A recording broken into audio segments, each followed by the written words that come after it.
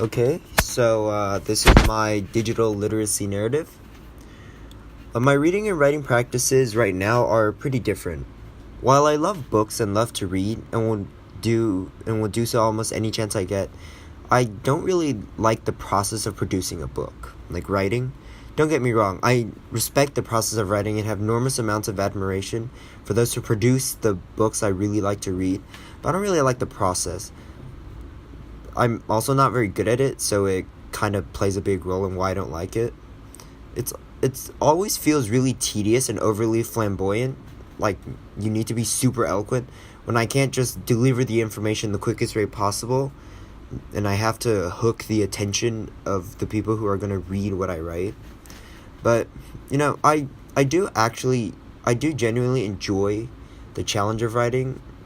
It's pretty fun to manifest thoughts and ideas into a physical form so you can see it, even if the physical form is just a document floating around in the internet cloud.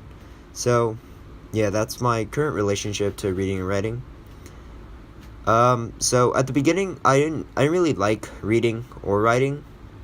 I actually really hated reading to the point where I wouldn't read the instructions before playing, say, a video game, and I would lose the first level several times in an attempt to learn the instructions by doing it instead of reading it. At the time, I thought I had a really good reason for not reading. It was music. It's not what you think. I wasn't listening to songs about rebellion or drugs. It's like, oh, that's pretty cool. I want to do that. No, I played violin, and more specifically, I played classical pieces, but it wasn't really my choice. The fact that I didn't really have a choice kind of made me not like music. Most parts of music I didn't really enjoy. One of the things being reading sheet music. Now, I know that reading a book is really different from reading sheet music, but I really didn't like reading sheet music, and so I didn't even consider the fact that reading a book might be different. And because of that thought, I guess, I didn't really try to read at all. That kind of started to change at around 4th grade, or in 4th grade actually. My Okay, so my teacher, I believe it's a she, I don't remember too well anymore, but she signed an assignment to be done every week, which was we'd have to find a book on our own and read it and turn in a book report. Now, I didn't really like it because I didn't like to read or to write. But, I mean, I know grades back then didn't really matter, but my parents were like, you can't just keep getting B's and C's every test and in every class, so you're going to have to pick it up. And so, by pain of grounding and stuff, I gave it a try. So, at the beginning, I just grabbed the shortest book I could. I think I grabbed Magic Tree House books or something, because there's a million of those, and they're all different. And I just make up random stuff for the book report, because the teacher's not going to read 30 different books a week just to make sure my book report was accurate. So, I just did that. But I kind of slowly got into the books I read. I found them not enjoyable, but at least they grabbed my attention for a while. But then the teacher kind of called me in and talked to me.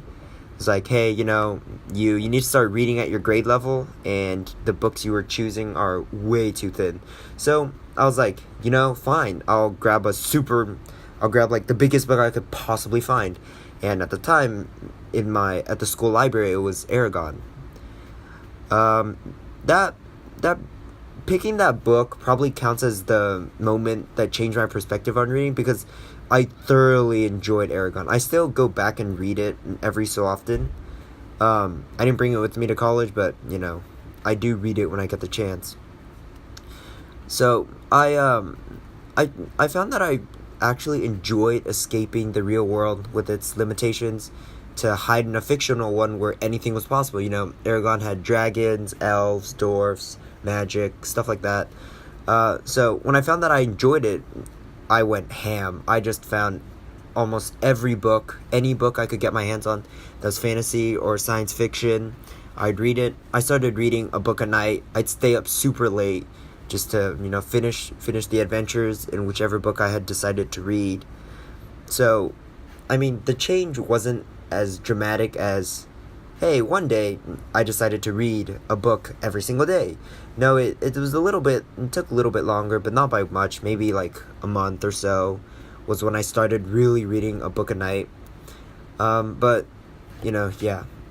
The starting to read Aragon kind of also changed my perspective on writing a little bit. After I kind of started getting into it, I was thinking, hey, it's got to be pretty cool to, create your own world. Can't be that hard, my world, my rules. But was not that easy. You have to articulate the rules that govern your world, the people who live in it, the culture that kind of shape the way they think. It was really hard. I kept forgetting stuff. When I had my friends proofread it, they'd be like, hey, this doesn't make sense. And in the back of my mind, I'd be, yeah, it does. But then when I go back and read it, when they tell me why they didn't understand, and I go back and read, it's like, oh, this part's missing. I thought of it. I just didn't write it down. So I kind of gave up after a while. But, and then after that, the next time I opened a book and kind of just about to dive in and get immersed in the story, in the world that was created in the book, I would just remember my struggle of creating one and just felt intense respect for the author who, created the world. And that's pretty much my two major changes. Going up to that, I started with how I feel about reading and writing. I love reading. Writing is a bit iffy. Yeah.